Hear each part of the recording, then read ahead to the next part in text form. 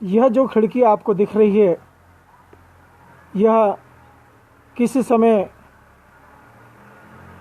थाना बाबरी घाट की हुआ करती थी। उस समय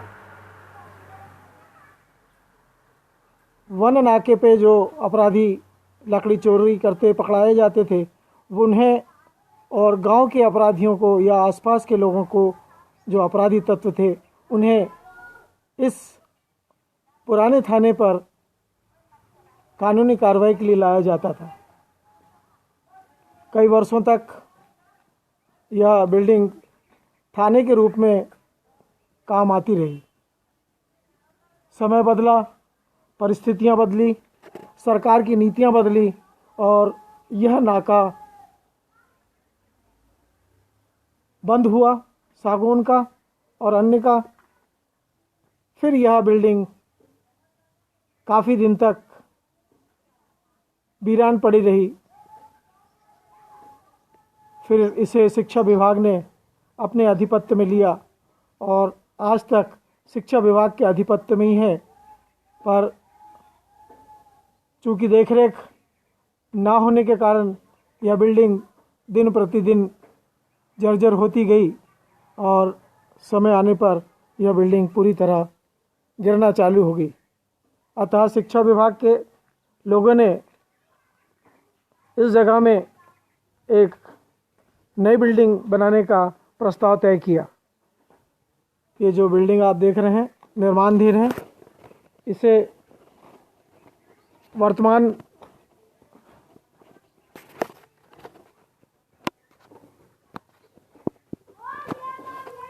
प्रबंधक ने प्रस्तावित करवाया और नई बिल्डिंग का नक्शा तैयार होकर यह निर्माण चल रहा है। पर पानी और बारिश के कारण इसका काम कुछ समय के लिए रोक दिया गया है। यह बिल्डिंग धीरे धीरे गिरती जा रही है और यह संभावना व्यक्त की जा रही है कि ऐसा ना हो कि छात्र छात्राओं के ऊपर गिर जाए या स्टाफ के ऊपर गिर जाए। अतः इसे मजदूरों द्वारा गिराकर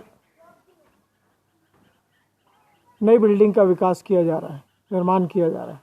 मैं वरिष्ठ पत्रकार बीके हिंदुस्तानी, नेशनल मीडिया फाउंडेशन, नई दिल्ली से आज बाबरी माँ रेवापुर गांव के दौरे पे आया और दौरे के दरमियान मुझे गांव के लोगों ने इस बिल्डिंग के बारे में जानकारी दी। अतः मैं इस बिल्डिंग के मुआयने को कलेक्टर तक प्रेषित करने का प्रयास करूंगा, कमिश्नर तक, मध्य प्रदेश सरकार या केंद्र सरकार तक भेजने का प्रयास करूंगा। इस बिल्डिंग के में पढ़े हुए विद्यार्थी आज कोई कलेक्टर है, कोई एसपी है, कोई डीएसपी है और कोई छत्तीसगढ़ में बहुत बड़ा अधिकारी है और कई बड़े बड़े राजनीतिक लोग भी इससे पढ़कर निकले हैं।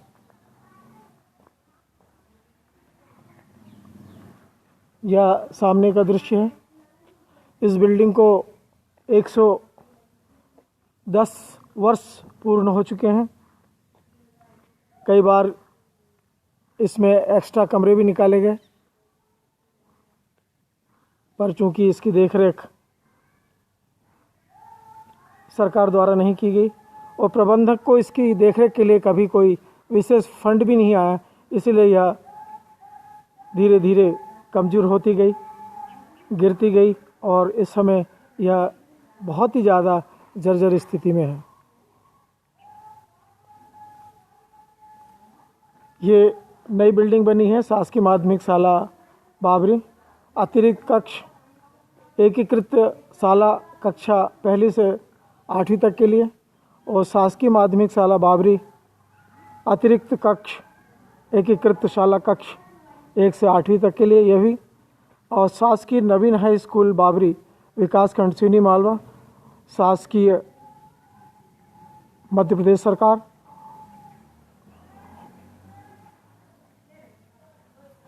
Dice code 2337071665।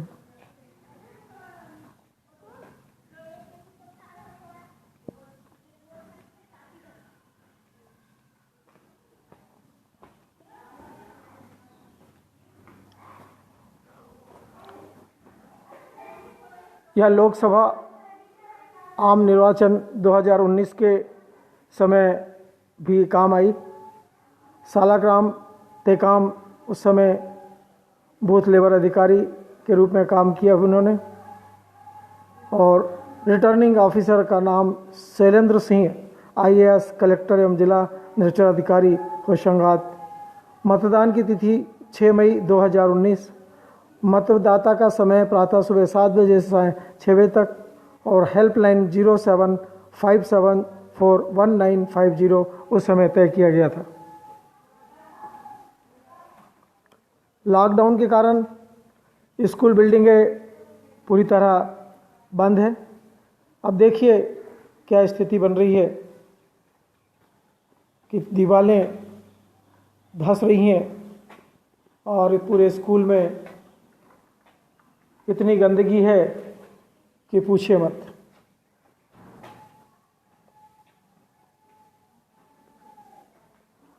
लोकसभा आम निर्वाचन 2019 संसदीय क्षेत्र क्रमांक 17 होशंगाबाद नरसिंहपुर विधानसभा क्षेत्र क्रमांक व नाम व 136 यूनी मालवा।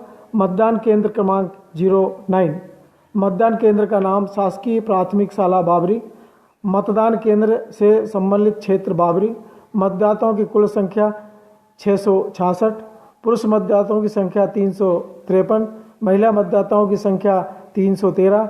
बूथ लेवल अधिकारी का नाम सुरेंद्र सिंह यदवंशी, जिनका मोबाइल नंबर है 9926670161, और रिटर्निंग ऑफिसर का नाम श्री शैलेंद्र सिंह, IAS कलेक्टर एवं जिला निर्वाचन अधिकारी होशंगाबाद। मतदान की तिथि 6 मई 2019 थी। मतदान का समय प्रातः 7 बजे से 6 बजे तक था, और हेल्पलाइन नंबर उस समय 075741950 था। मैं वरिष्ठ पत्रकार BK हिंदुस्तानी, नेशनल मीडिया फाउंडेशन, नई दिल्ली, संभागीय अध्यक्ष नर्मदापुरम होशंगाबाद, यह प्रमाणित जानकारी आपको प्रेषित कर रहा हूं। जिस प्रकार यह पुरानी बिल्डिंग इस समय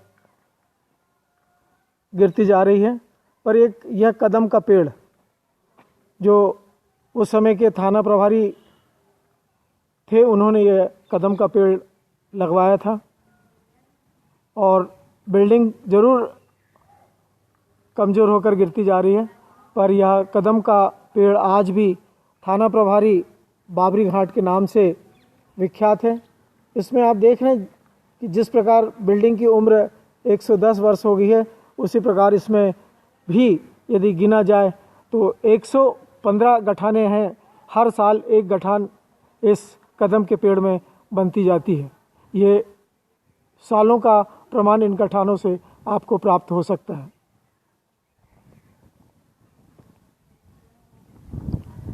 समय समय पे सरकार ने आर्थिक मदद की इस समिति को।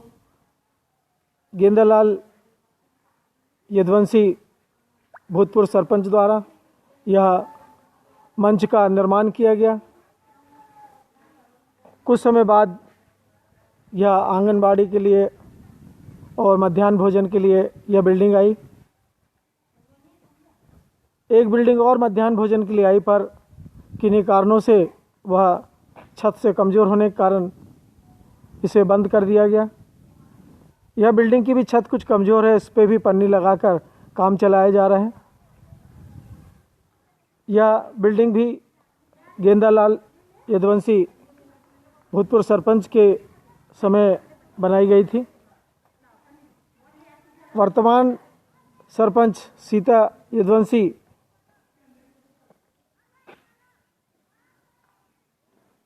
द्वारा यह बिल्डिंग का निर्माण करवाया गया है। नर्सरी स्कूल एवं आंगनबाड़ी केंद्र बाबरी घाट का भी निर्माण और बालिका शौचालय का भी निर्माण उसी बीच हुआ। सीता यदवंशी के ही काल में यह प्रांगण सीमेंटेड किया गया, देख रहे हैं आप। इस पौधे की भी उम्र 110 वर्ष से ज़्यादा हो चुकी है। कई बार यह गिर चुका है हवा से, पर अभी भी इसकी 4-5 शाखाएं यह प्रमाणित कर रही है कि उसकी उम्र 110 वर्ष से ऊपर है। हमें बड़ा दुख होता है कि लोग शासकीय ज़मीनों पे अपना कब्जा कर लेते हैं और शासकीय कार्य में फिर बाधा उत्पन्न होती है। इस स्कूल की अधिकांश ज़मीन अतिक्रमणकारियों ने रोक रखी है। मजबूर होकर पंचायत को अगला भवन शिवपुर रोड पर 12वीं तक के लिए बनाना पड़ा, जहां 10वीं से 12वीं तक के स्कूल का संचालन पिछले वर्ष ही चालू किया गया है।